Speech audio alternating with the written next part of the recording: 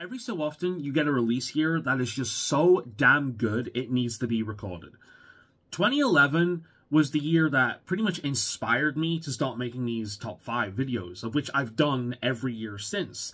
2012 onwards, I've released one of these videos. They have been of various quality and various styles, but ultimately, the spirit of the top 5 has remained throughout these entire years. It's become a Christmas tradition of mine, pretty much. And that was inspired by 2011, because 2011 gave us 3 of the biggest gaming giants ever. Minecraft, Skyrim, and Dark Souls. Games that not only heavily influenced the nerd culture of the era, and still to this day, but would heavily influence even the industry itself for years to come. Skyrim clones, Minecraft clones, Dark Souls are everywhere. It's to the point, actually, that I'm actually pretty fucking sick of Souls games, because every other company's trying to make one. Every other company's trying to cash into Souls-likes. Minecraft had that for so long. Minecraft clones were everywhere, and only like 1 or 2 of them, like Terraria, were ever worth the time of day. But 2025? Oh yeah, it's been one of those. There has been so many great releases this year, 90% of which, 98% of which the Game Awards didn't even fucking acknowledge. This year has been full from the fucking pause of amazing entries, if you ignore largely the AAA market. Let's go through some of them.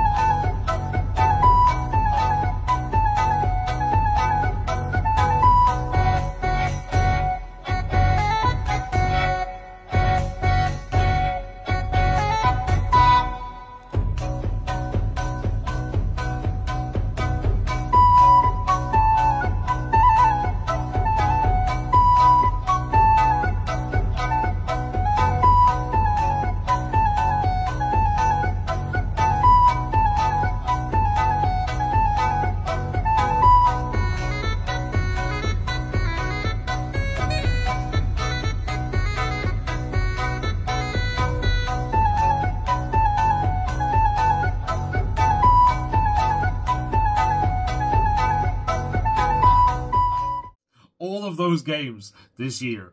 Now, before we get into the top 5 itself, there are 4 games in particular that I want to speak about before we move on. First, this year's darling, this year's Baldur's Gate 3, Expedition 33. This game swept the Game Awards.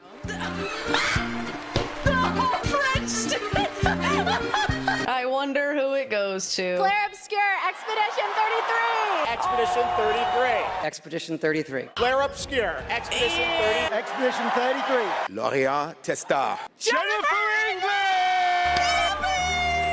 Best RPG. Flare Obscure, Expedition. Flare Obscure, Expedition 33. And finally, The sweep continues. Join me. Game of the year. The prophecy foretold. Claire Obscure. Expedition 33. Oh, yes! Oh, she's crying. Oh. Personal thank you to Hironobu Sakaguchi, who made me fall in love with games, and also tutorials on YouTube on how to make a game, because we had no idea how to make a game before. That's why they deserve it, man. I've heard amazing things about it. Everything from the gameplay to the soundtrack to the writing is absolutely stellar from what I've been told. I've been avoiding spoilers as much as possible because, from what I've heard, this is essentially French Persona meets Paper Mario. It sounds like an absolutely incredible game that I am going to adore. But, as you've just seen, so many amazing games came out this year that I just didn't get around to playing it. It was just not one of the games that I chose to play. So despite being this year's darling, it's a game that's going to be next year for me, I'm afraid. Next, the Oblivion Remaster. It's a remake that is kind of a side grade. It runs worse than the original. It runs like complete ass on the Steam Deck, and even on the computer it chugs a little bit, because Unreal Engine. And again, because of Unreal Engine, the color black is non-existent, which is kind of annoying for such a dark game. The Dark Brotherhood armor loses a lot of its charm, and the Daedric armor looks like plastic because of the Unreal Engine. On top of that, other elements of its visual design and visual kind of like origins are lost. A lot of the statues have been covered up because, oh, we can't show women that are attractive in any way because that would turn men into rapists, apparently. I don't get it, but apparently this is something they've done. There's a video online, funnily enough, made by a woman who's upset about it. There are a few things that I've noticed that don't really make sense to me, or I guess I just don't really understand why they would go out of their way to change them. It seems that in the remaster, female characters and depictions of women in general have been noticeably toned down or even censored. While they may seem like small things if you come across them, and I don't actually think they ruined the game, if you look at the bigger picture and how many things were affected by these particular changes, you'll start to notice a bit of a pattern that is perhaps setting a precedent and a new standard for future Elder Scrolls games and really games in general. Unfortunately, I think that a lot of these changes were made while ignoring the deeper context of the world. They've also removed female armor in general, which, to be honest, is okay with me because I didn't like a lot of the female armor in Oblivion. It was actually something that prevented me from playing female characters in that game because I hated the way a lot of the armor looked. That said, the better way of handling this would have been to have female and male armor available to everyone, rather than just removing the female armor in general. It makes certain scenes just look dumb. Certain characters just look dumb because they're female characters forced into the male equivalent armor, and it just looks silly. Is it the biggest complaint in the world? No. The fact that the game runs like complete ass on the Steam Deck is a much bigger complaint, especially when the original one runs so fucking well on the Steam Deck. For a new game, it really should run better than it is. It's not exactly like the game is graphically intensive because it's not. It's Oblivion. That being said, I do love the new models. I love how they've managed to keep the potato spirit of the original Oblivion models alive, whilst also making them look miles better. I'm Darji. I'm a Khajiit in disguise. Want to see me lick my butt? Oh, that one never gets old. Goodbye.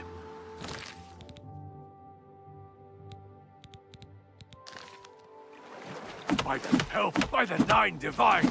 Assault! Assault! I'm also a big fan of a lot of the mechanic changes. Combat is way better than the original Oblivion, and some of the skills, such as Armorer. Armorer allows you to repair magical armor much earlier on like a lower bracket than it would otherwise, severely reducing the amount of grinding you would have to do in order to get that up. And because of the level up changes as well, which is the biggest boon this one's done, it means that the +5 every level mod is no longer necessary. The leveling has been greatly improved, which is one of the biggest issues with Oblivion. Essentially, if you know how Oblivion leveling works, if you want to make the best warrior in the world, you make a mage. If you want to make the best mage in the world, you make a warrior. That's kind of the issue. I started off with heavy armor as a major skill a lot of the time in Oblivion because of the way the stats worked in that game, even if I preferred light armor and was going to swap to a light armor once I maximized heavy armor, just because getting those endurance points up really early was necessary for high hit points. So Oblivion the Remaster is kind of a side grade. There's some really good points that make it probably going to be my chosen way of playing Oblivion in the future, but at the same time, there's some elements of it that are a major downgrade. Flying in the sky, cliff racer fly so high, flying. They changed that one? That's like one of my favorite things about Oblivion. That has like none of the soul. Flying in the sky. Oh, that sucks, dude. That is legitimately the worst thing about the remake. Like, the original one was like, flying in the sky, cliff racers fly so high, fly. May the wind be on and it's your just back. Lost all of the enthusiasm. I saw some mud crabs it's just by the water recently. Of course you did. It's just lost all of its like soul and enthusiasm, and it's just generic drunk guy number 572, you know? It's like, oh, come on. That fucking sucks! That said, the main reason I wanted a new Oblivion was because of Skyrim. Skyrim plays really well on the Steam Deck, it plays really well on my computer, it plays really well on even the fucking Switch. It plays well. Not the Switch 2, apparently. Yeah, they've released it again. But, the Switch 2 is garbage anyway, don't bother with it. I wanted Oblivion on a portable device, not just my computer. Like, I can play Oblivion whenever I want on my computer. I didn't need a remake for that. I wanted it playable on the Steam Deck. And it plays like ass on the Steam Deck. It chugs like crazy. It's not playable on the Steam Deck. So, that kind of defeats the point for me. Very much a come see, come saw kind of game, unfortunately. Remember what you said to Jokaz the first time I was here. You're going to die here, Dref. You're going to die. What? You filthy little maggot. When I get out of here, you're dead. You hear me? Dead. That is the thing, Dref. You are never getting out of here. Thirdly, Kingdom Come Deliverance 2. Now, certain parts of this game, such as the Henry song and the scenes where you're drinking with the Cumans, have lived rent-free in my head since the start of the year. But they're still waiting for me at that wedding. I kind of dropped Kingdom Come Deliverance 2 pretty quickly as soon as the next game on my list came out, because, quite frankly, the game demands a lot. It is a very difficult game and you need to get good. Now, I played Kingdom Come 1 last year, very late last year, in November, so it was still kind of fresh in my mind, and that might have also been part of the reason why I dropped Kingdom Come 2, because I had pretty recently just finished Kingdom Come 1 for the first time and kind of had my fill. So maybe that's another reason why I dropped Kingdom Come 2 so quickly. It is not a bad game by any means. It is an absolutely fantastic game, just like the first one. And from what friends have told me who have played the game, some of the scenes in this game, some of the characters, they're so good. They really have upped the humor level in this game, and it looks fantastic. The thing is, though, that it's a skill game. And if I'm being entirely honest, I have found myself gravitating towards more casual experiences this year in the large scheme of things, rather than a game that requires that much skill. I like Kingdom Come. I do not want them to change Kingdom Come to be more casual. That will lose a huge amount of its identity. I'm not going to make that argument. However, that level of required skill is also the reason why I dropped it pretty quickly, because with all the games that are out this year that are worth my attention, I really didn't want to give it to Kingdom Come. I want to give it to Kingdom Come when I have the time to dedicate to a game like that when there's nothing else on my schedule. So, again, that's why I played Kingdom Come 1 in November, after I've got my top 5 in set last year. That's why I played it then. It was my nice lull game between release schedules, essentially. And that's probably when I'm going to play Kingdom Come 2 again. It's going to be during a lull period. Great game, but much like with Expedition 33, there's just too much competition at the moment. 2025 was the year I gave up on two of my favourite game series of all time. Pokemon, and the less said about Legends, the better, and Monster Hunter. Monster Hunter Wilds was an insult. They're not even bothering to finish the game anymore. The arena and gear from the final boss, features that have been standard in the games for years, were not in the game until the first major patch. On top of that, the game runs like complete ass on most people's hardware. Nearly everyone's hardware. Pretty much meaning that they didn't even bother to polish the game, which was an aspect of Monster Hunter the series has been known for years. They were never the most graphically impressive games, but they were fucking smooth and well-polished games. They were games that were mechanics and gameplay first, before anything else. All that's gone out the window. Low Rank, which used to serve as basically the tutorial on how to play the game, is now essentially an extremely boring, tedious escort quest, in which the entire time you are just following NPCs around, being physically dragged around if you dare go off the beaten path and explore just a little bit because the environments are gorgeous and well designed and you want to explore them. The camera will grab your neck, snap it, and then pull you back to what the game is really about. Following NPCs around and being talked at for hours on end. I really like this area. This is one of my favourite areas in the series so far. Are you going to pull me away if I go this way? Oh, you're worse than the scout flies! Oh, I hate you so much. Fuck off and let me play the fucking game! Stop holding my hands! I hate this. I actually hate this. Let me play Monster Hunter. Not escort the fucking NPC. Let me play... This is Monster Hunter, not fucking Ico. Oh my god.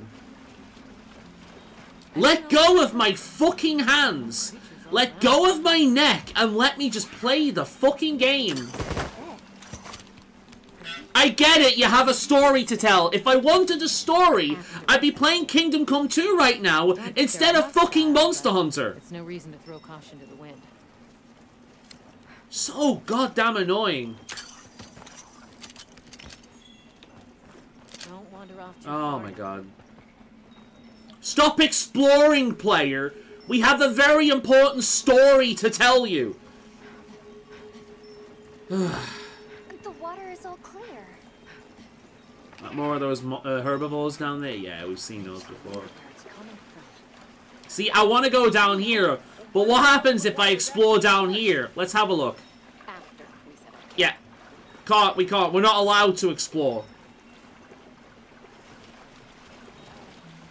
Legitimately annoying me now.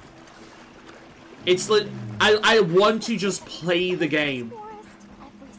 I play a lot of RPGs. I love story. I love character development, all this, and world building and all this kind of thing.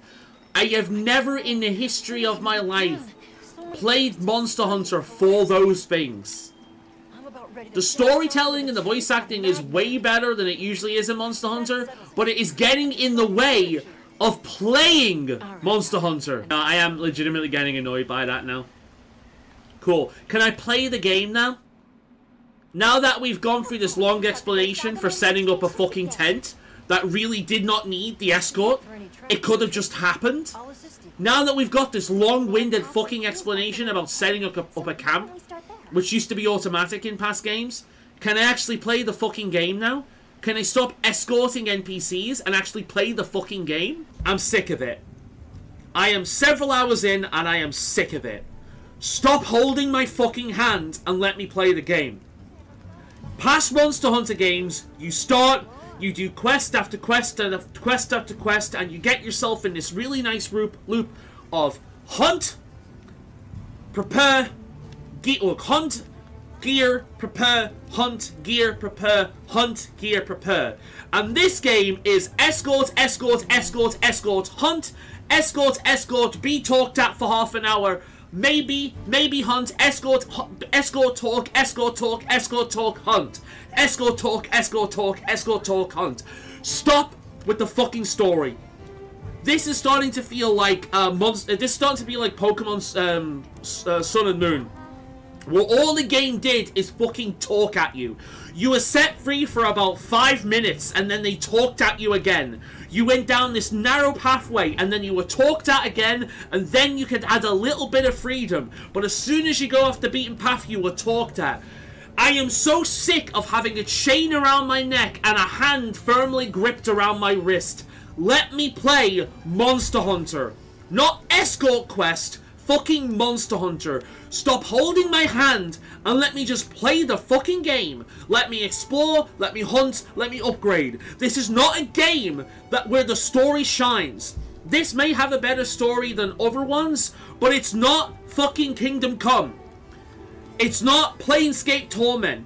It's not even an RPG, right? Let me play Monster Hunter. I didn't buy this game for an RPG story. I bought this game to hunt monsters. Let me fucking do that. And while I absolutely adore the new Raptor mount, and I actually think Wilds has the best combat in any of the games so far, I also love the break mechanic. They're all great. The rest of the game wasn't really balanced around having them. So the difficulty of the game is brain dead easy. And I'm really, really sick of hearing the defense, but it's for new players, when the game at no point teaches new players how to fucking play the game, because that's what low rank used to be, but now it's just an endless fucking escort quest where you're talked at and you're basically prevented from exploring. That's what low rank is now. It's a big escort quest. It's boring as shit. And this isn't just me saying this. The evidence of this is in how a lot of people, when they hit high rank and get that quest to hunt the young cuckoo, what did they do? Right? You have to capture the young cuckoo. What did they do? They shot the endemic life bug net at it. Because at no point does the game actually teach you how to capture monsters. It does mention capturing endemic life, though. So, it's at no fault of new players that they think you capture the young cuckoo in the fucking endemic life net. Because the game has done nothing whatsoever to teach them how to fucking use these mechanics. If you also include the major boss, the high rank version of the official patch, like the first major patch, that essentially finished the fucking game, made the game what it should be at launch minus the polish, this is the first fight that requires a mechanic be adhered to, otherwise you're going to die instantly. Well, what happens when you play this game online?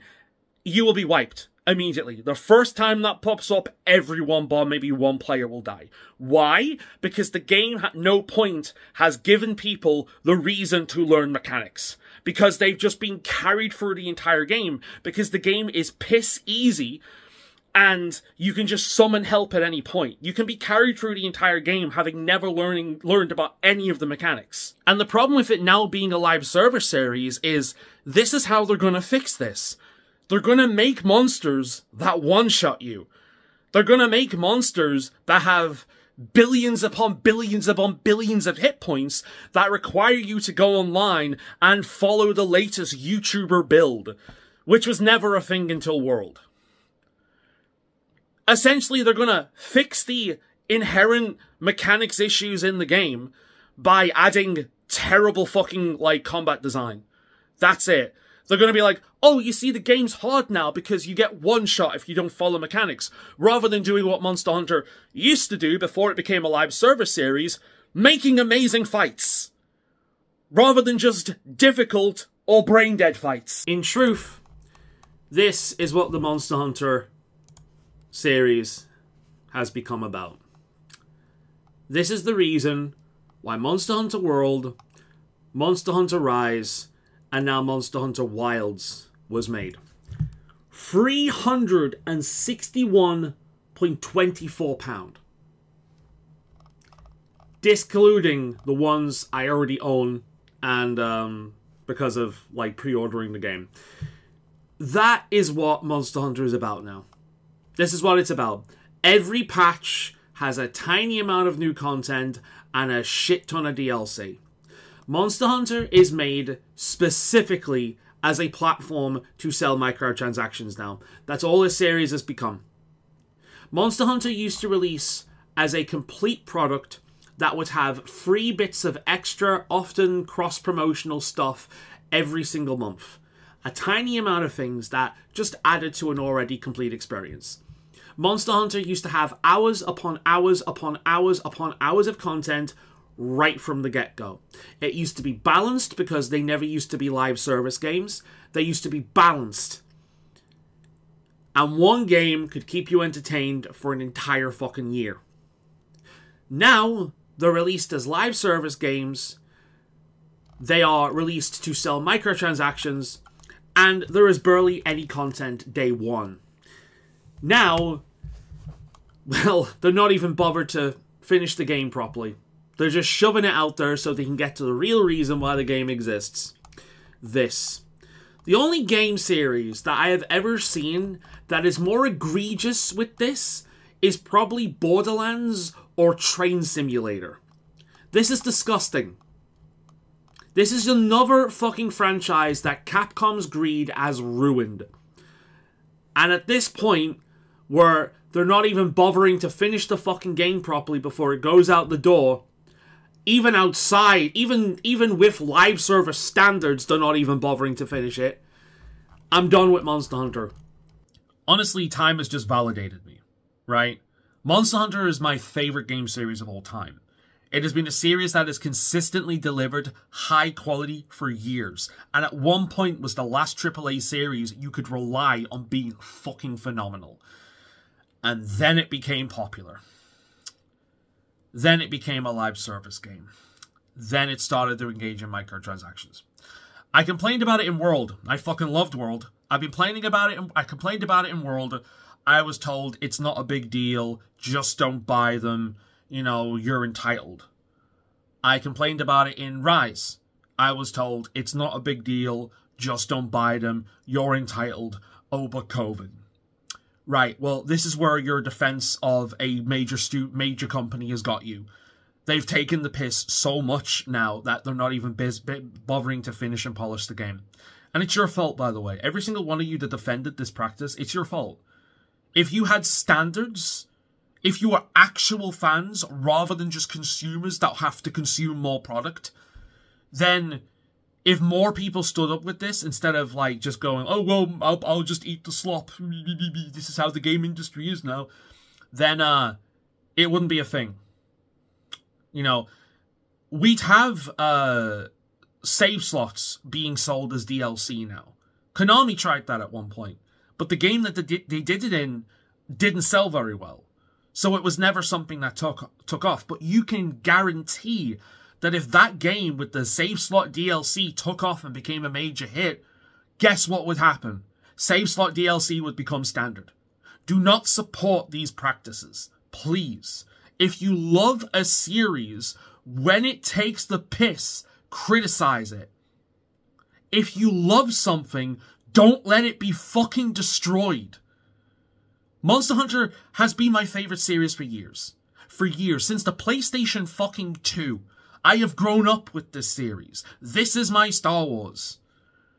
This is my Lord of the Rings. This is my Half-Life 2, my Final Fantasy 7. This is my series. Way more so than Pokemon has ever been, because it's been consistently amazing for a long time. If you love something, criticize it when it fucks up. Get angry when it takes the piss. And support the games that don't. Support the things that do the job of the thing you love better.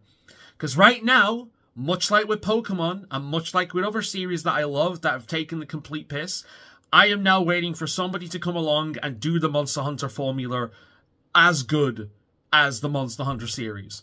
Because the moment that happens, I'm jumping on board with that and I'm supporting the ever-living hell out of it. Dauntless was too floaty, and it was a MMO, so that didn't work. The only one I've ever played that came close was Tolkien The Age of Demons. That was the only ones I've ever played that's come close to the glory of Monster Hunter. Most of them don't get it right, or they go way too anime, or they're too floaty. None of them really manage to nail that raw, visceral feel of the Monster Hunter combat, nor the loop, especially without the other industry bullshit that sadly Monster Hunter's now fallen for. But anyway, enough whinging and moaning. 2025 has been an amazing year. Let's talk about my top favorite games from this year.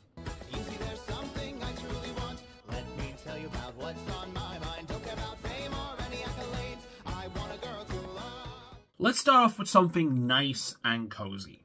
Fantasy Life back on the 3DS is an underrated, underappreciated cult classic. It was a fresh take on RPGs that was very recognizable whilst also doing its own thing and being very unique. I spent a good number of hours in the original game and I loved pretty much every second of it. It's taken about 12 years, but this year we finally got another one of the buggers, and I was absolutely addicted to the game early on this year. The loop of just constantly improving your multiple jobs, unlocking new things that you can craft, unlocking new abilities like of combat that you can do, unlocking new things that you can decorate your house and your village with. It is such an addictive loop. And also less tedious in this game due to the ability to jump and jump to jump from job to job, whichever one you want at any given moment, from just a menu. Or if you've got one combat one set, well, it doesn't matter if you're a carpenter at that point. The moment you enter combat, boom, you're a paladin, or boom, you're a hunter, or boom, you're a mercenary.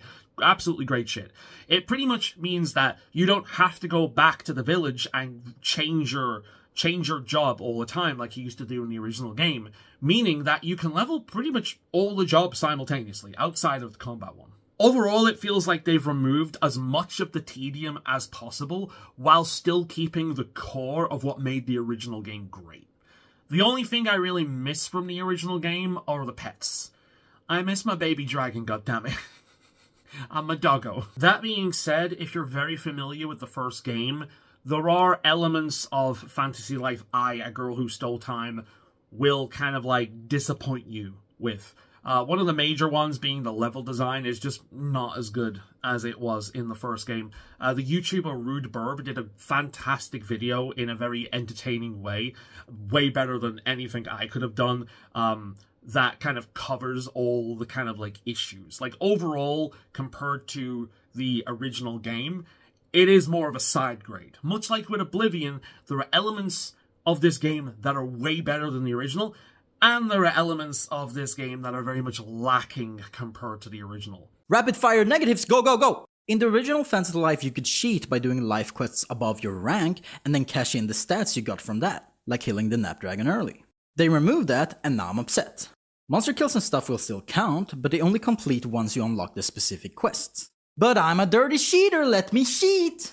The areas and islands are great, vibrant and lovely, but they're no longer connected to one another. The original Fantasy Life had all maps connected as a world, while the new one is separated into different islands. This makes them feel disconnected and enclosed within themselves. The islands themselves all have the good feel of adventure you expect of Fantasy Life though. And we'll get to the open world, don't worry! The game takes forever to kick off. There's so much story until you get proper freedom, and with all the new additions to the game you get even more tutorials to stumble through. And if you have no patience or are diagnosed ADHD like me, strapping in and getting through all of this can be rough. I think the story is super cute and charming, but I need a break. Let me go out and kill! There's this fucking dimensional time door they give you right off the bat, and you go through and... What the fuck is this? Holy shit! It's massive! Out of nowhere, you got a massive fucking world to explore. And I mean massive. It just extends! This is literally just Breath of the Wild. You even got towers that reveal the map, and you got shrines with little puzzles in them. It's Breath of the Wild! And I don't like it! Open world games go too big. This map is huge, but it falls into the same trap all other open worlds games fall into. GTA, Elden Ring, Breath of the Wild. It's uninteresting. You gotta copy-paste concepts and ideas for there to be something to do, and so a lot of the locations you visit feel samey. This is all just geometry. I'm traveling through this whole map, and it all just feels like geometry. Up, down, left, right geometry.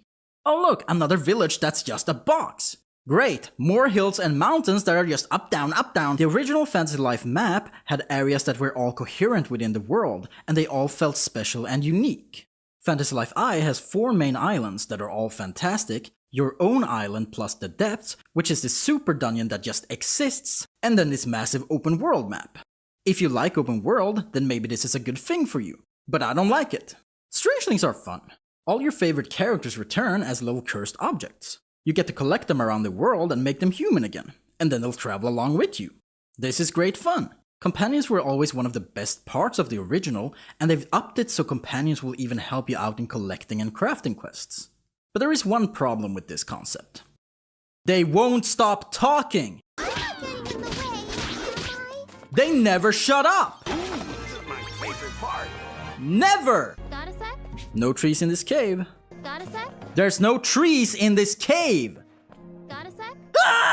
What were they thinking? But considering just what a good time it was and how addicted I was to the game at the start of the year, and like dedicated so many freaking hours to it, I think I had like over 100 hours in that game, without noticing how much just I was so addicted to the loop and unlocking things and improving things and completing things that I got so goddamn heavy into it that I kind of have to give it a spot.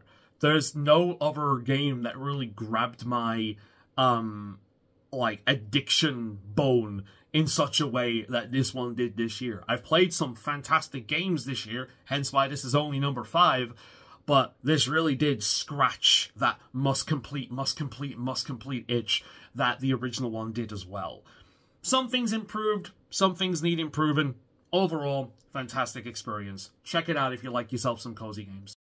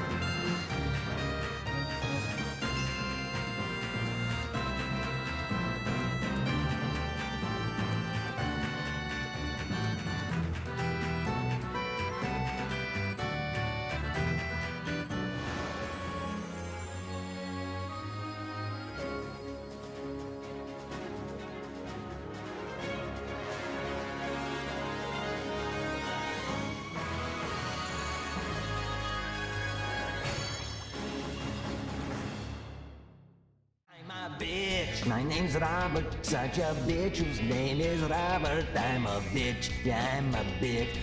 I'm such a fucking bitch. So, I'll be honest. Fantasy Life I, A Girl Who Stole Time, used to be number 4 on my list. Number 5 was, at one point, all the way up until the end of the year, Oblivion. I mean, it's my second favorite game of all time. It was gonna be on the list. But then I played Dispatch. and it very, very swiftly kicked Oblivion off the list.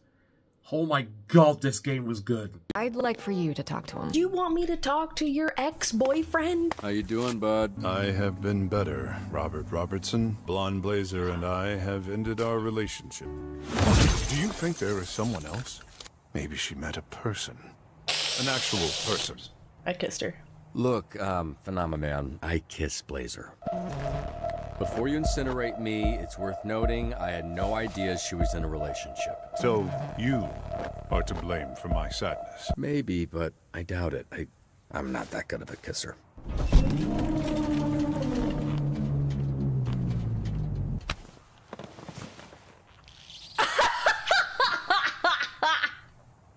I now believe that you had nothing to do with our breakup. It seems the velocity with which I sat up has shot shards of glass into your chest. Well, if I had to describe Dispatch in just one word, it would be earnest. And that earnestness is exactly what made the game such a breath of fresh air for so many people. Back when The Simpsons started airing in the late 90s, its cynical take on modern life was a breath of fresh air for a lot of people.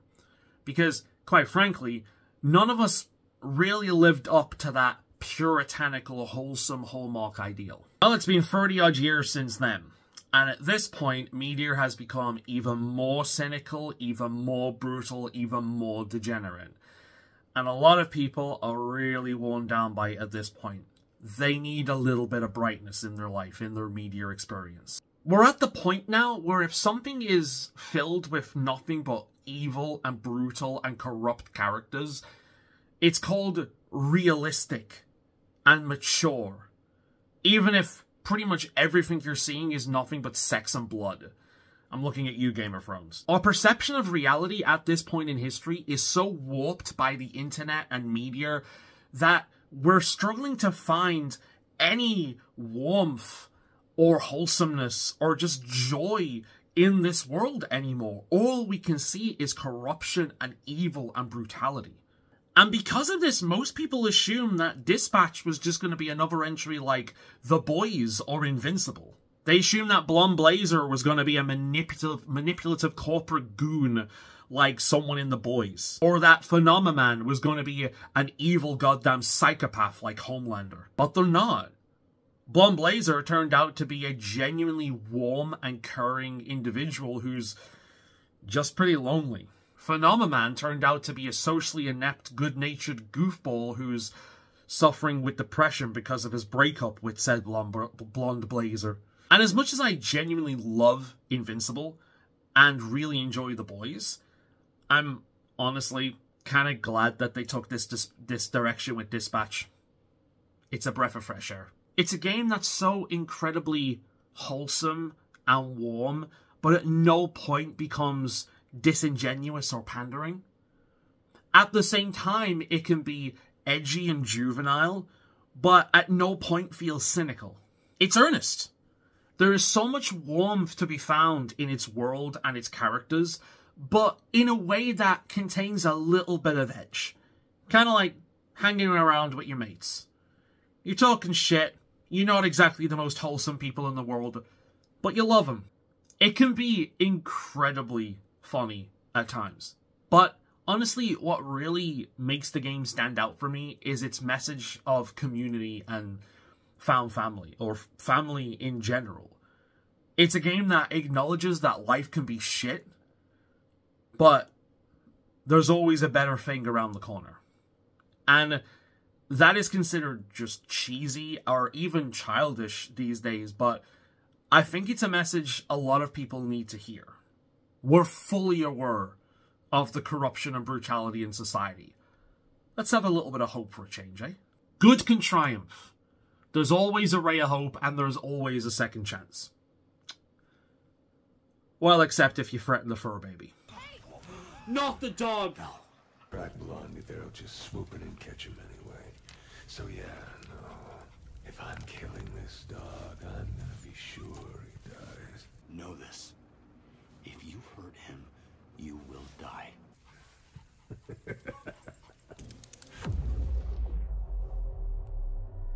No, no, no, no, no, no, no, no, no, no.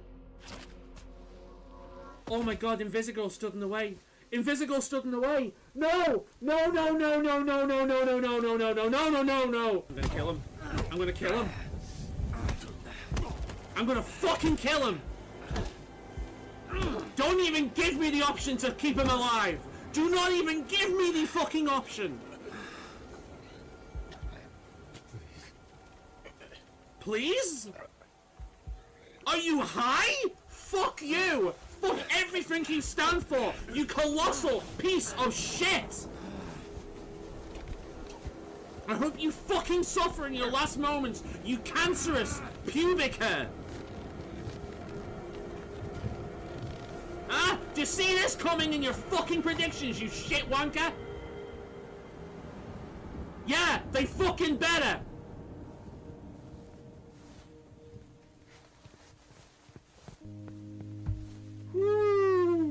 I think I care about these characters.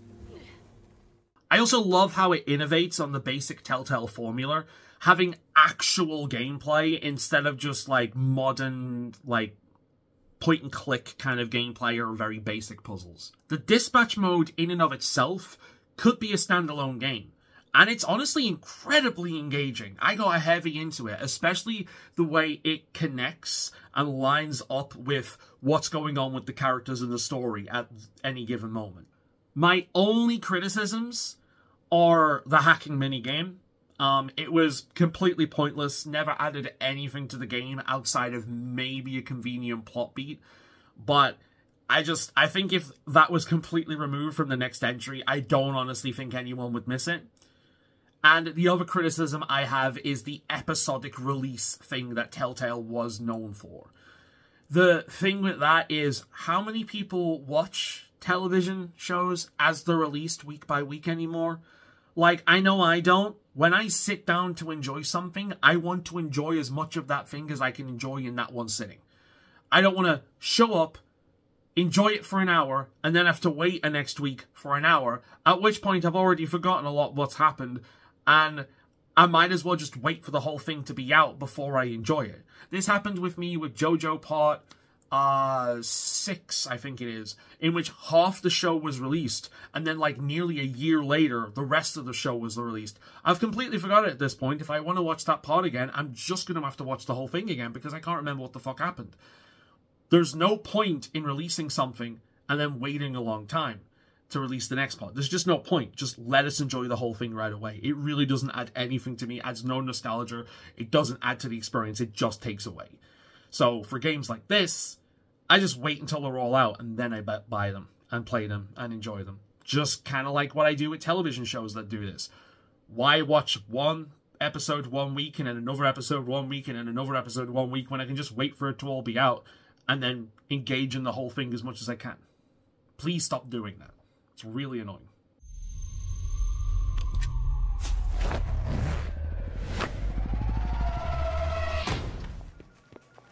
Take your clothes off.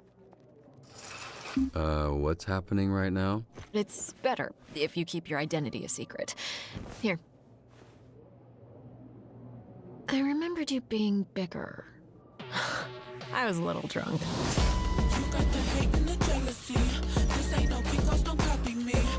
I work better alone. The hell, man?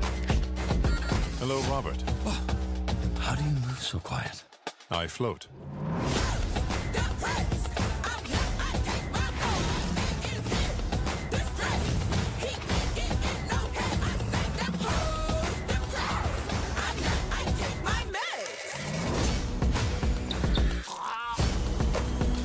What the fuck?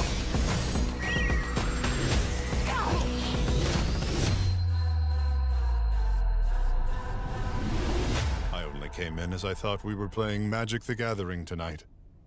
I am hoping we still may.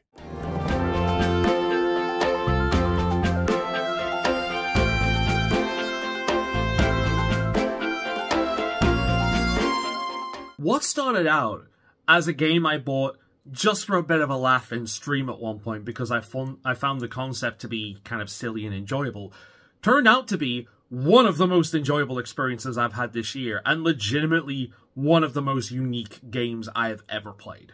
Date Everything is a game in which you date, well, Everything.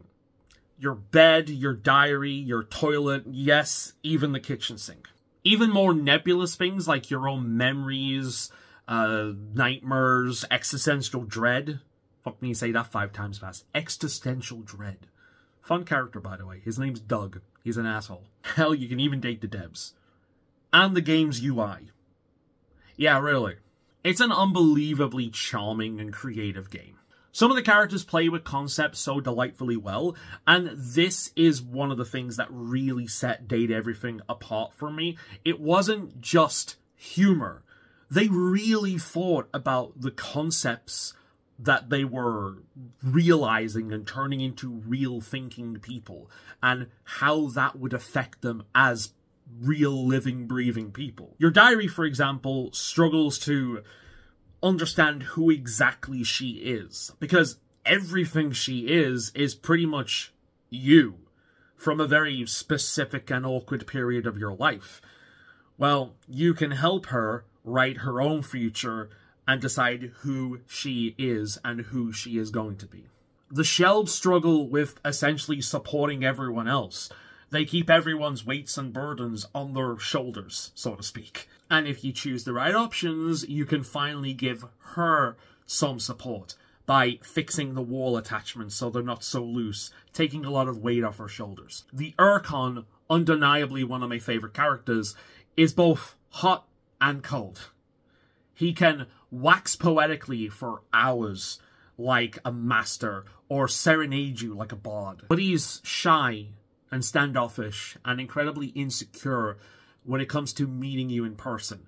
And if you push that element too much, he'll back off.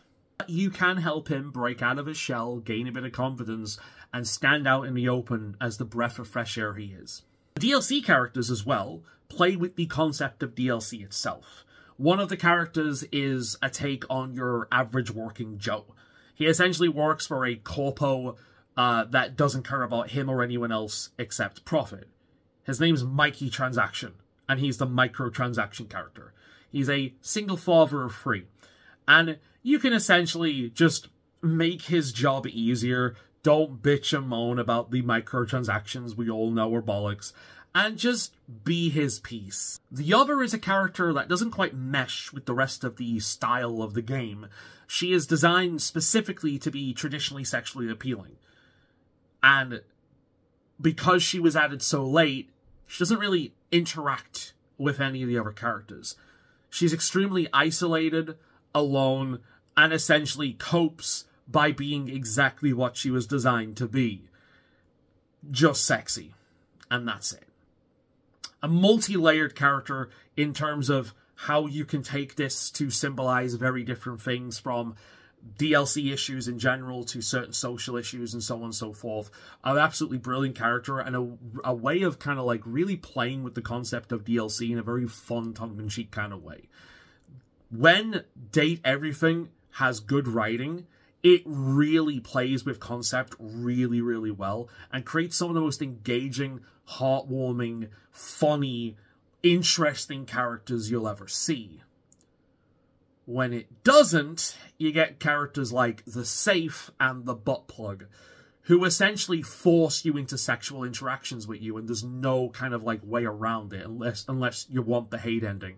I got the hate ending with both of those. Now, there is a mode called the Trigger Warning, yes, really, mode, that can basically remove those elements of the game, but I'm not a snowflake. I don't want these elements removed. I want these characters to have as good writing as most of the cast does. It really feels like certain characters were written by certain people who really played with concept. Certain characters were written by people who just wanted to make juvenile humor. And certain characters were written by people who wanted to essentially push boundaries. And it's kind of a mixed bag. Most of them are fantastic, but some of them, I would say Benoit, the Butt Plug, and the Safe, I forget her name, are the worst ones in the game, because they essentially just force you into sexual kind of encounters with them. And it's just, especially after you have encountered Betty, and you even have like an asexual option with her, whilst also being intimate. So they show you what, like, non-sexual intimacy is like, and that's something a lot of things don't consider. There's also an autistic character that is written in a way only someone who genuinely understands neurodivergence will fucking understand. And that character was so validating to interact with. Oh, holy shit. That being said, please do not dismiss this game as just a woke game like so many people do. It's got elements of that, but quite frankly, if you're going to engage in artsy projects in general these days, there's going to be an element of that. You have to take what works, criticize what doesn't. And Date Everything is such a unique, funny, wholesome, just interesting and often sometimes even validating experience that I really wouldn't pass on it. It's got one of the most satisfying endings as well I've ever played in the game. It's so good.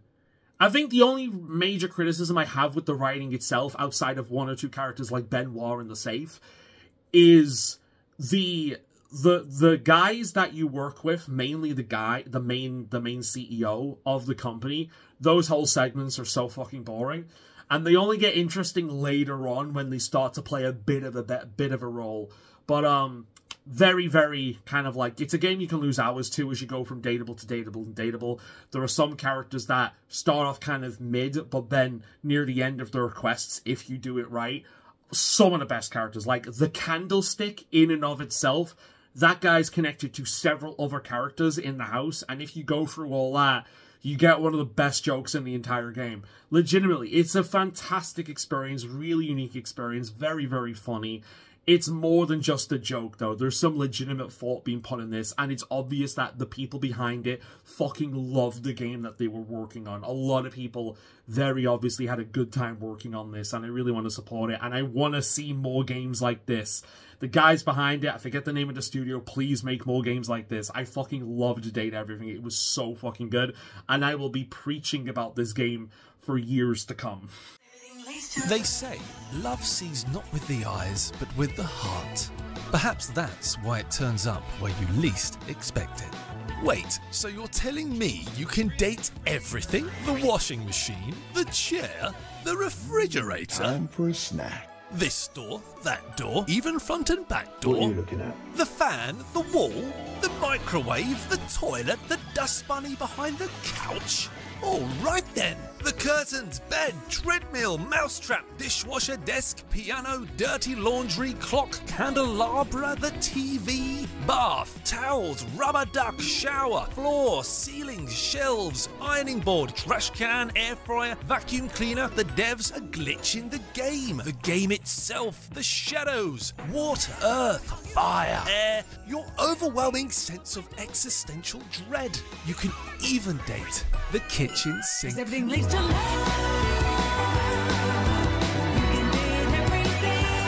So remember, love isn't where the heart is told to look, but where it dares to wander. Date everything.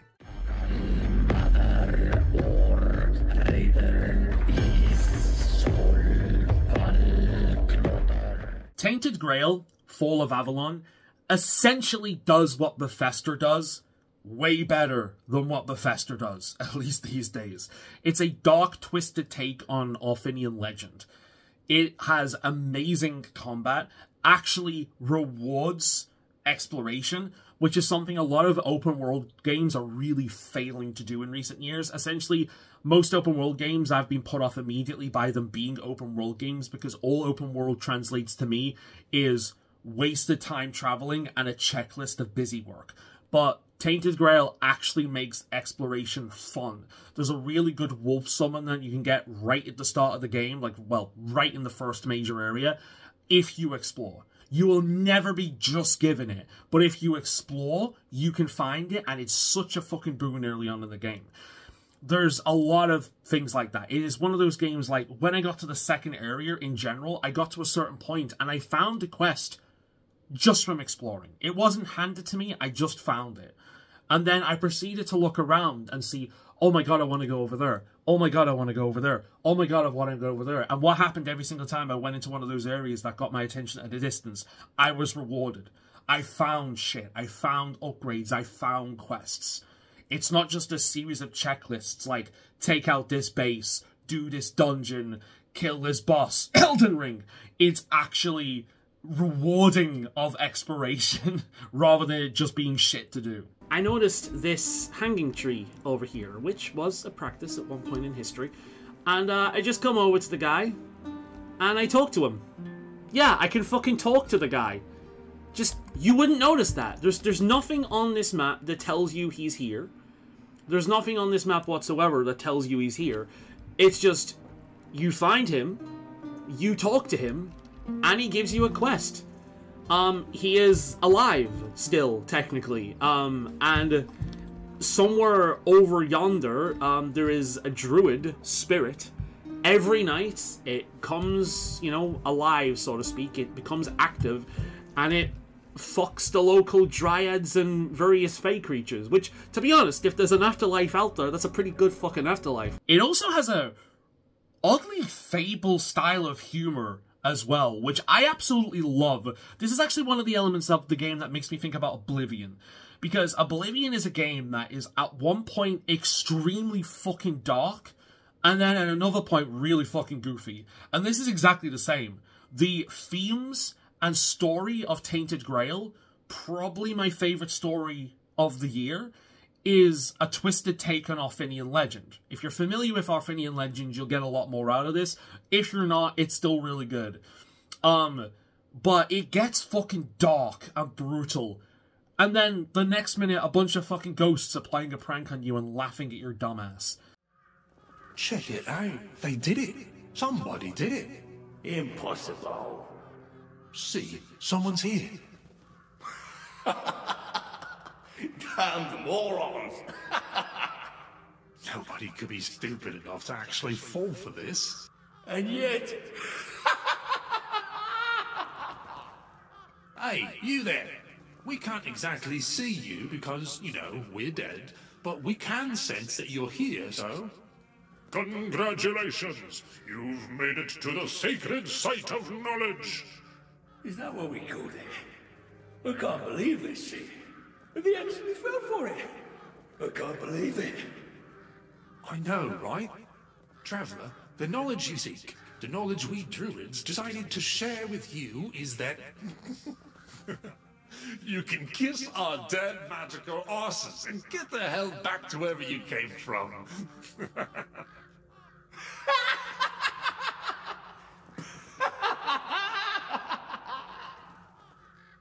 Now scram. Oh yeah, I forgot. They always need answers, don't they? Right. What did you expect? A monster fight? Some grand artifact to carry you back home?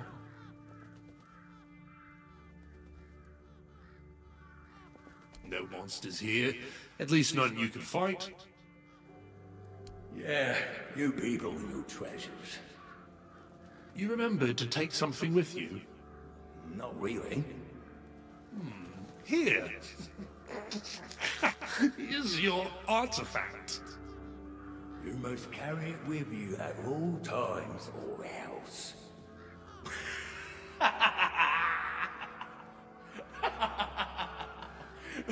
I can't. I just can't.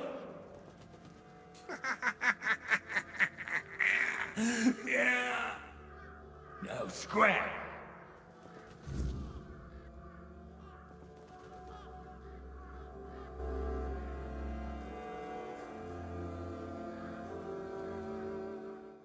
Oh, God.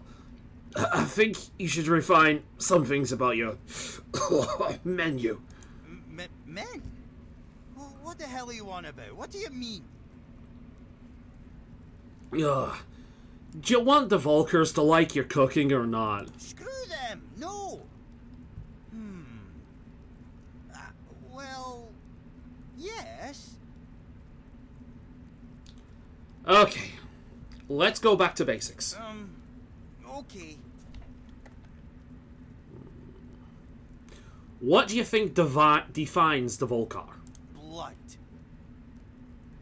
Okay, what's the general approach to life among your tribe? Misery. What's the greatest desire of your tribesfolk? Death. Ah, now I get it. There's no point in cooking.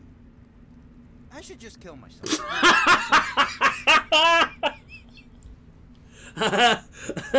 No, that's not it. It's also a game in which the devs aren't kind of afraid of punishing you for doing something stupid. We can pet him. Do you guys want to pet him? Oh! Oh!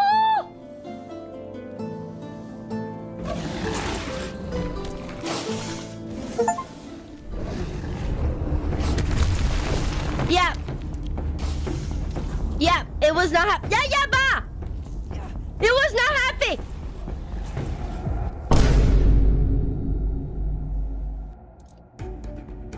Oh my god. I lost one of my arms. What the fuck? Oh, that's so funny! I actually lost one of my arms! Yeah, that arm ain't coming back. It's not coming. That's gone. That is gone for the rest of the game. You can't wield two-handed weapons. You can't mine or dig or do anything. That's gone. They did actually add something in a very recent patch that I've not played yet, though, that in, I think, Chapter 3, you can make a mechanical graft to make a new arm. So that's a playthrough I'm doing at some point, man. Another run I'm doing at some point in the future. I'm getting my arm bitten off and I'm replacing it with something else. That sounds really cool. So they've taken some feedback from people and they've actually been adding a lot of free updates like armor and like mount stuff and just a bunch of different things and improvements to the game. They are really trying to make it the best kind of game it can be. Unlike Bethesda, who just ignores the issues, say, the community will fix it.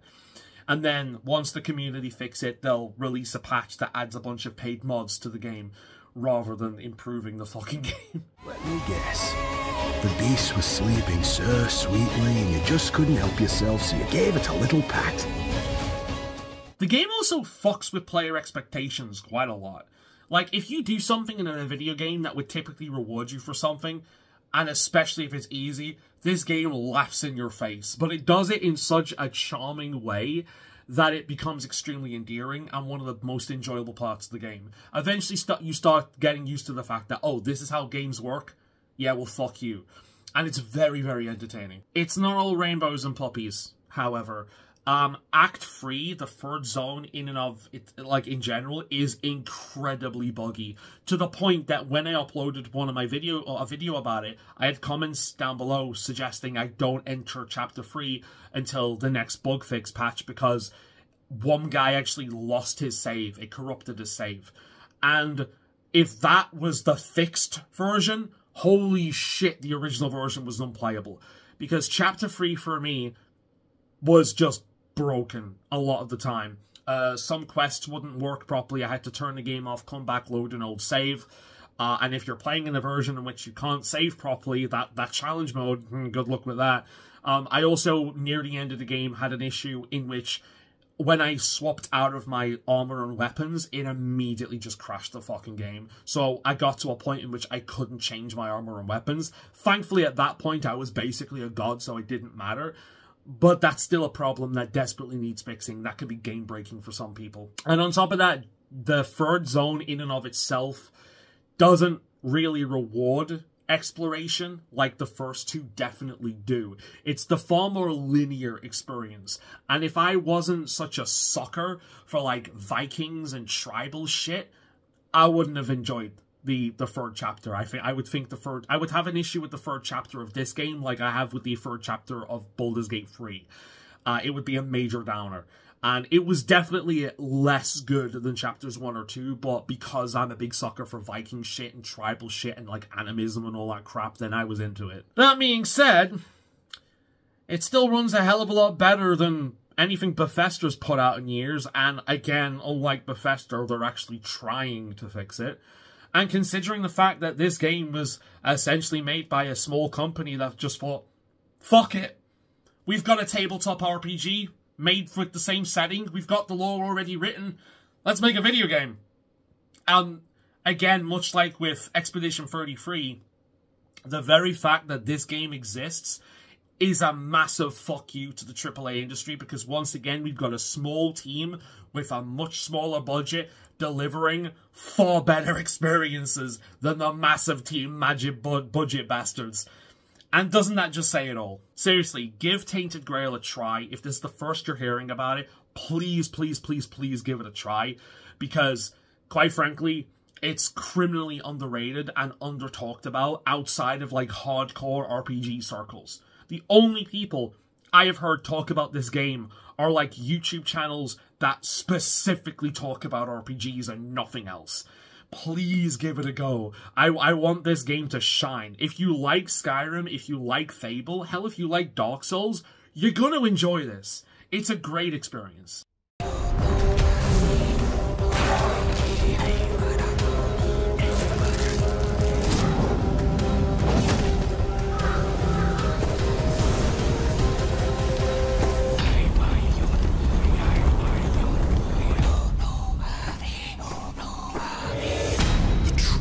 About all this would have broken my people.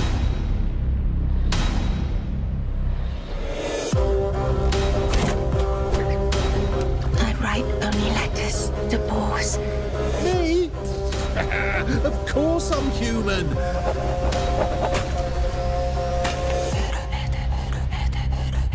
He was the fire that forged order from chaos.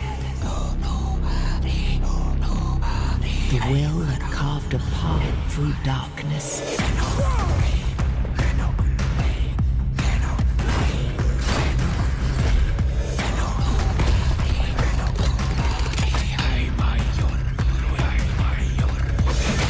I am Arthur Pendragon. I led humans to Avalon shores. I built the great halls of Camelot.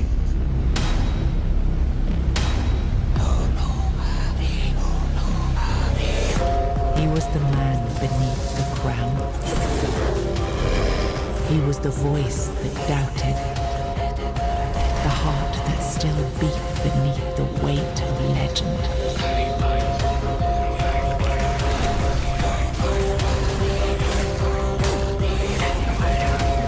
I need to save this realm. This is my vow.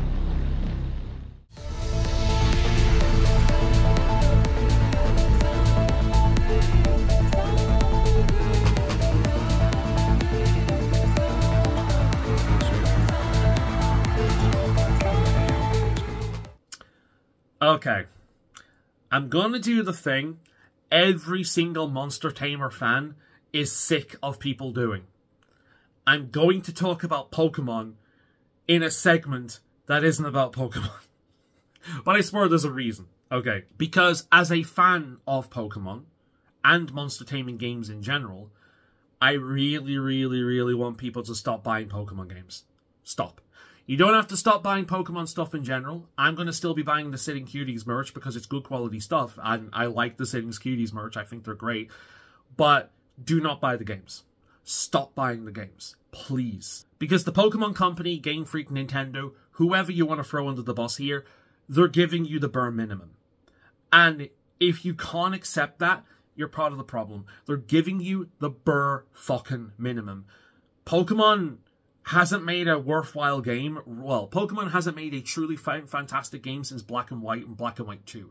Now, I loved Aurus, and I can sit here and defend X and Y, but am I going to put them on the same category as Black and White 1 or 2? Or, like Emerald, right? Or, hell, even as someone who doesn't like Gen 4, am I going to put them on the same category as, like, on the same banner as Gen 4? No. Because they're just not as good. Pokemon's been having problems since it went 3D, and it's just got worse and worse and worse and worse and worse. And at this point, you're getting games that essentially look like mobile rip-offs of Pokemon from Pokemon. You're getting the bare minimum, and there are still people that are eating it up. Like, I swear, Pokemon could sell literal dog shit with the Pokemon logo slapped onto it, and you people would fucking buy it and defend it to the death. Monster taming is more than just fucking Pokemon. I've got a list right here. I'm going to read some of it out. Okay? Cassette Beasts, Monster Hunter Stories, Digimon Cyber Sleuth, Dragon Quest Monsters, Digimon Survive, Voidling Bound, Ni no Kuni 1, Wrath of the White Witch, Persona and Shin Megami Tensei, Palworld, Abomination, Koromon, Disc Creatures, Dokimon, Monster Crown, Monster Sanctuary, Aethermancer, Nexomon, Pipkim, Sterlim, Rizimon, Toromon, Yarimono, Yowling. And they're just the ones, like, on my own Steam wishlist or Steam library. Right? They're just them. There's a hell of a lot more out there. Check out Gym Leader Ed. He's a great channel for this stuff, right? Monster taming is more than just Pokemon. I'm so sick of hearing Pokemon clone, Pokemon clone, Pokemon clone, right? People said this about Cassette Beasts, and Cassette Beasts has nothing in common with Pokemon. It's got more in common with Shin Megami Tensei. Or fucking Earthbound. It's got nothing to do with Pokemon, right? The list goes on. There are so many amazing monster tamers that are released every year, in development every year. There's more. I've got one backed on Kickstarter as we speak. It's a follow-up from Abomination as we fucking speak. Like, monster taming is an incredible genre, and quite frankly, it's blown up in recent years because people are fucking tired of Pokemon's bullshit. Most of these people grew up on Pokemon and love Pokemon. It's got nothing to do with hating Pokemon like certain people like Candy Eevee tried to say. Am I meant to hate Pokemon now? Because it kind of feels like it. So I've been playing, and spoiler, enjoying Pokemon Legends EA, but before I release any review type thing, I wanted to reflect on the general feeling that's been building up around our favourite Pocket Monster video games for quite a long time now. I quite famously, or well, not famously, really, I'm a huge social media avoider. Probably not the best quality to have as a YouTuber, but even I am kind of peripherally aware that there's a pretty big split on how people feel about the newer games, especially in the Switch era, which ZA is presumably the final entry of. It's kind of like you have to be on one side or the other. You're either a mindless Pokemon shill that will always buy whatever Pokemon branded thing is pushed in your face. I suppose in theory I would fit into this category. Or you think everything Pokemon puts out is automatically bad or slop. And think if you're giving money to Nintendo by buying the games, then you're making this problem worse. It's not about hating Pokemon. It's about loving Pokemon and not accepting slop anymore. That's what it's about. If you love slop, if you like slop, admit that it's slop. It's okay to like things that are mid. Just don't try and tell me it's fine dining, right? Just, like, if you like McDonald's, but do not tell me McDonald's is a 5-star Michelin fucking experience. That's where people get pissed off. Do not have the 5-star Michelin experience price tag on McDonald's either. Thing is, the game that is my #1 game of the year this year, Digimon Story Time Stranger, took about 7 to 8 years to make. This is one of the reasons we're never going to get this from Pokemon, because Pokemon has to line up with the CODs and the TV show and the merch and all this kind of shit. Pokemon is not art. It's not been art for a long time. It's a brand that they sell to their addicts. That's what Pokemon is. It's just the product. And it's only just been a product for years. The passion is long gone. Long gone. That's why you need to support projects that actually do have passion behind it. Such as Digimon's Time Stranger. Digimon Time Stranger is unfucking believably fantastic. I'll be honest, I didn't want to put the one AAA game on this list at #1, but the more I thought about it, the more I'm like, no, like this is not only the best game on this list, it's the only game on this list I don't really have a lot of criticisms of.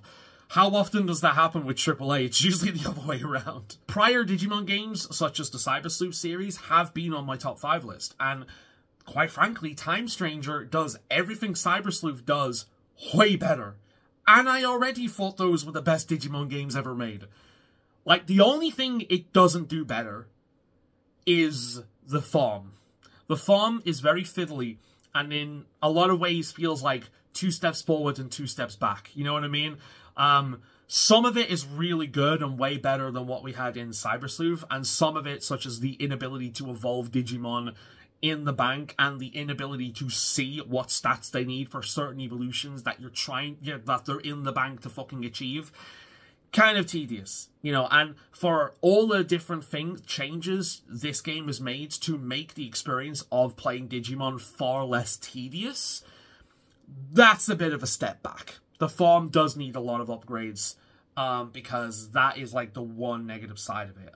As well as that the game does do the timey-wimey thing with it being a time story-focused game, as you can tell by the name, you know, Time Stranger.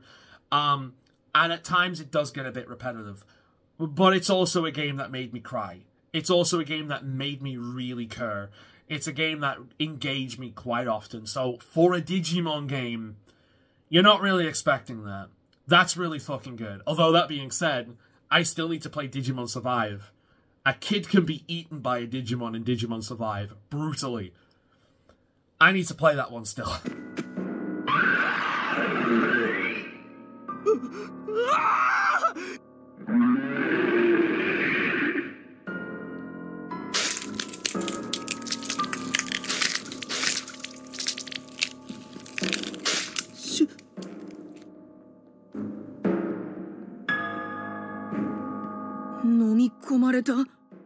I love the detail of the models. Like, me reacting to Renamon and Cubimon in particular, my fanboyism was showing it. You can see her down there. My fanboyism was showing. Like, if a Digimon has muscles, whoo, you can see the definition of those muscles. If a Digimon's made out of metal, you can see that they're made out of metal. And even better, if the Digimon, like Cubimon, has particle effects or some glowy element on them, when you get that Digimon in a dark area, they fucking shine like a Christmas tree. They look amazing. Look at how good Renamon looks, dude. Just look at the fucking fur. The fur detail. She looks so good. She's always been, like, the coolest fucking rookie. She just has. I fucking love Renamon with a fiery passion. She looks so fucking good. It is unreal. Foxtail Inferno, let's go! Look at this shit. Foxtail Inferno! Yes! God, she looks so good, man. Look at Cubimon. Like, this is one of my favorite Digimon of all time, right? I'm a huge Renamon fan. Renamon is my second favorite Digimon, right? And Cubimon, I've always liked Cubimon, but friggin' the fire, when you're in a dark area, these particle effects look absolutely fucking gorgeous. When you're in a fight, and it's at night and you're in like a dark environment, these things glow like actual fire, and it's so cool. And it's the same thing with Meramon here as well. Like, he fucking glows. Birdramon as well. Like, when you use these Digimon with particle effects, like, they light up like a being made out of firewood. It's so fucking cool. Like, visuals, I don't usually get this hyper over visuals, but this to me has like the same effect as Monster Hunter World. Seeing creatures that I know well and have become quite fond of over the years, done in such a way where you like see all the fucking details, is so satisfying. This is the thing that made Monster Hunter World so special to me, because seeing Rathalos in that much detail, Diablos in that much detail, in a series that has never been very graphically impressive, was a treat. It's just a shame that World was the end of the series, pretty much. It was all downhill from there. But it's the same thing with Digimon, right? Seeing these creatures that I know well and love, just realized in such, like, beautiful models. It's so cool. Look at I've used this guy quite a lot. Look at the fur, dude. It's so cool. The model's great. On top of that, voice acting. We have proper voice acting. Every single Digimon has its own unique animation for its special abilities and its own unique victory animations. Pokemon could never. It has so much personality. Every single Digimon in the game has had individual work done to it. There's no basic fucking skeleton like Pokemon here. Every single one of them is an individual. Every single fucking one of them, like, has had work and effort put into it. Every single one of them has, like, a sprite version of them as well, where you can see how they've evolved and de-evolved. The addictiveness of basically grinding one area, evolving a Digimon, evolving, de-digivolving, going up a different fucking, like, evolutionary tree, back and forth, getting stronger and stronger every time as they accumulate stats from every digi-evolution or digi-de-evolution. It's so unfucking believably addictive. On top of that, certain mechanics changes, such as being able to swap around move sets outside of their specials. Like, every Digimon has uniquely animated specials, but they also have a slot for, I think, 4 or 5 separate moves that you can basically swap out. If you get a Digimon that learns a move, let's say a healing move, well, you can take that move from one and you can put it on another. This allows so much fucking freedom in order to essentially use your favorites regardless of what they are, and with a bit of time you can make them viable. You can just swap around like different movesets. Every Digimon can be like elementally viable. You know, you can have a fire type that uses grass moves and shit like that because you can just do this. This is one of the things that made Cassette Beasts one of the best monster tamers of all time, because you can use this to do some really fucking cool stuff. Honestly, it's just a great game. It's essentially Cyber Sleuth, but better in every way. It looks gorgeous. Oh my god, we're finally back in the digital world. When was the last time we were in the digital world? The actual fucking digital world. Not a fucking server somewhere, but an actual fucking Digimon world, which is technically a server. But, you know, with grass and, like, cities and evil spooky zones. The actual digital world. The voice acting is good for the most part, although that is one criticism I will make, in that while you're playing the game, you'd think that voice acting would be main story stuff, and then non-voice acting would be side stuff. But in this game, voice acting at some points just stops. You'll have, like, really important moments, really emotional moments, and there are no voice acting. It's like playing a modern Hoyo game. It's weird. Some of it will be voice acted, and then some of it won't. And it's very weird as to when that applies. But, it's essentially, it's the best monster tamer this year. It's got polish, there's a lot of content, the story's good, although iffy because of the timey-wimey thing.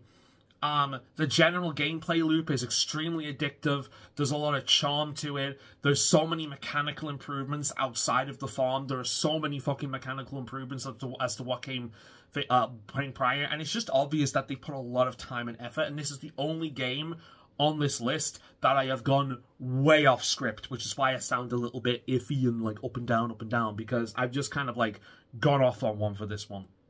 Which I think I should do for the game of the year. Like, I should just kind of like let myself loose with this. One also great thing about this game is it's been really, really cool seeing so many new Digimon fans and so many people coming back. The amount of people who, like me, hadn't really thought about Digimon until Tamers. Like, well, since Tamers. And then came back to the game. There's so many of them like that.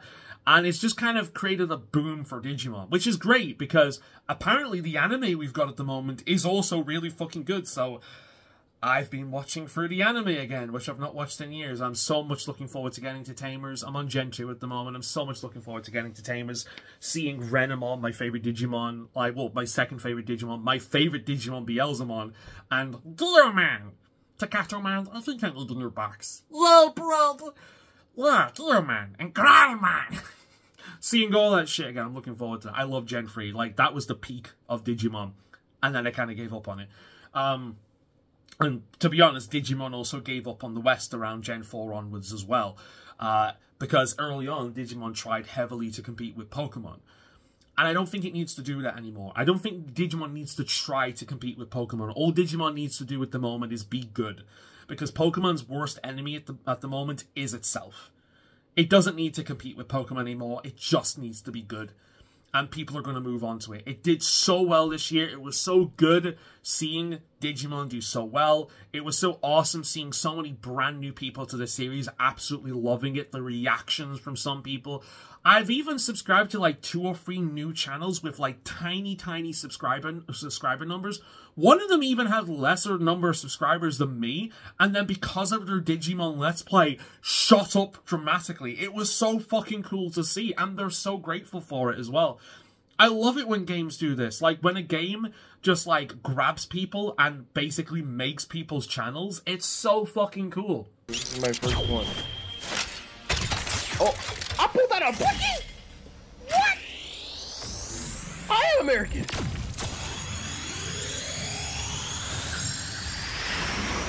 Yo, that's actually sick. Persona 3? Oh. What? Have I done? What'd you do? Oh God, what'd you do? What'd you do? Is that poison? We just gave it poison? Does it look like a bottle or something? It's poison! No! No! No! No, bruh! The ocean is growing even redder than before. Girl, what'd you do? How could that be? Man, I'm gonna tear up a little Neptune bit. should have finished drinking the poisoned wine by now. No. Could this sullying of the ocean water have been the work of someone other than the Titans all along? Yeah, look at that. You killed him for no reason, too.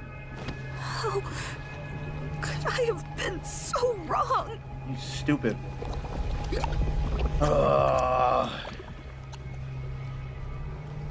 Brother. I'm so frustrated. That's so tragic, dude.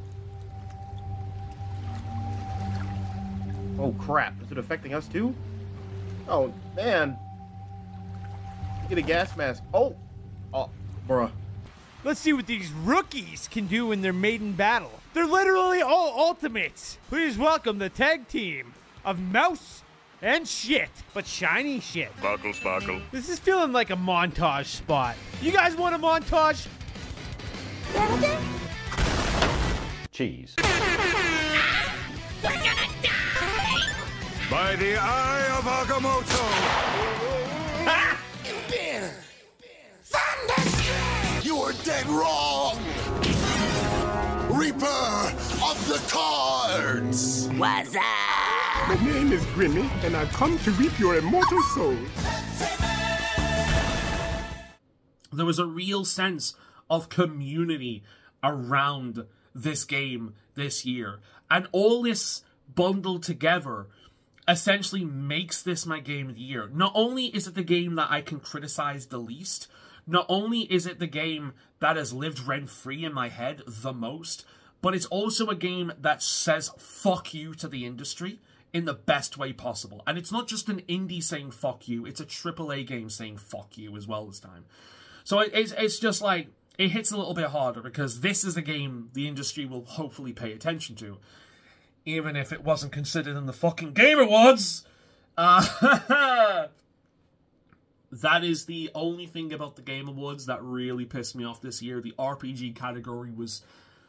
Oh. Right, I'm pausing this. Fuck this. Monster Hunter is not an RPG, and on top of that, it is the worst fucking Monster Hunter game to enter. They couldn't even be bothered to fucking finish the game.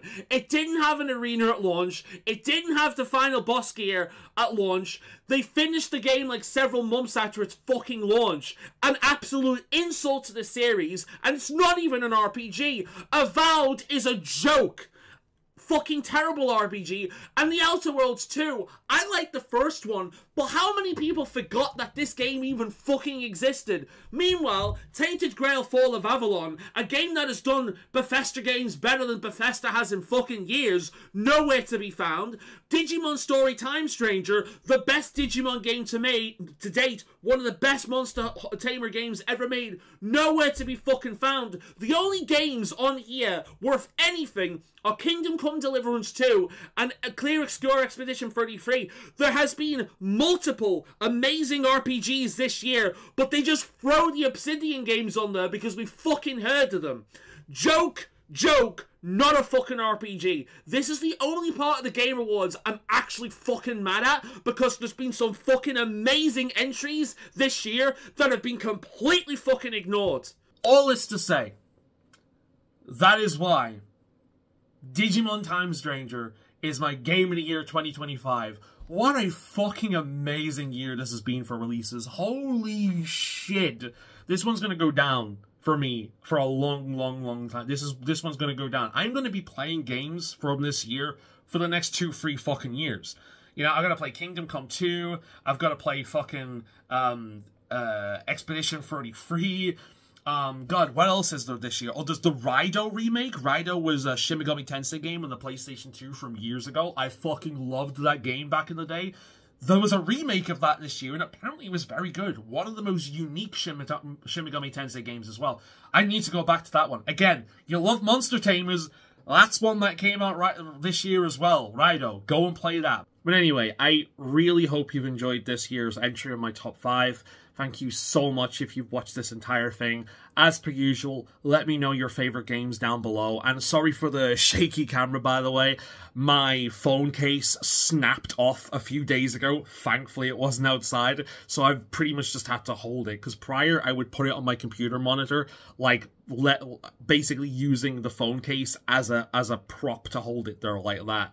But it snapped, so I just have to hold it, which means like we're a bit jiggly today. We're a bit jiggly, but I'm hoping the quality's okay. I'm hoping everything's okay. I'm hoping like I kept this one at a reasonable length and I wasn't too rambly, which is why I wrote cliff notes and a script for some of these. I hope I don't come across as too stiff.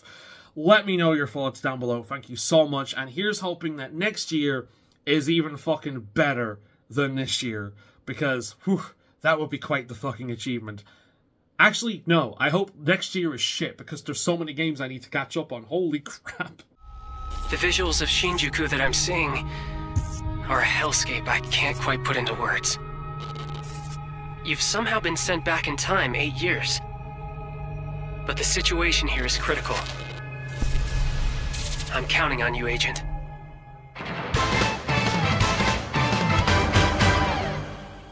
Our ultimate mission is to uncover the causality between these anomalies. It's probably a phase electron life form. Is that what you call us Digimon? I'll always be right here with you. Who exactly are you working for? I remember you guys. Who or what is that? You really don't know anything about the digital world? We have been enemies for years now, but this is the first time the Titans have launched an attack on this scale. We now believe most of the anomalies we've been dealing with stem from Digimon. It seems the upcoming battle is truly unavoidable. The world on this end is running out of time. If the gate is opened with the digital world in such a state, the human world will most certainly be affected. Do the Titans not care about the end of the digital world? Stop it!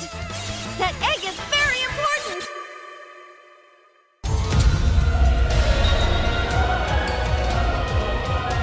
The World Tree has been attacked. It is just as the Great One, Plutomon, said. It can't protect anyone. We must protect the world from them. For this purpose and this purpose alone were you born. If that thing opens, then we'll be swarmed by Digimon. Attack! Please, everyone, lend me your strength. Everything's riding on you. To move forward into the future! We must fulfill our mission. Agent. New DLC, baby. Here I go. Fury. Ice Moon Bang! Why? Good.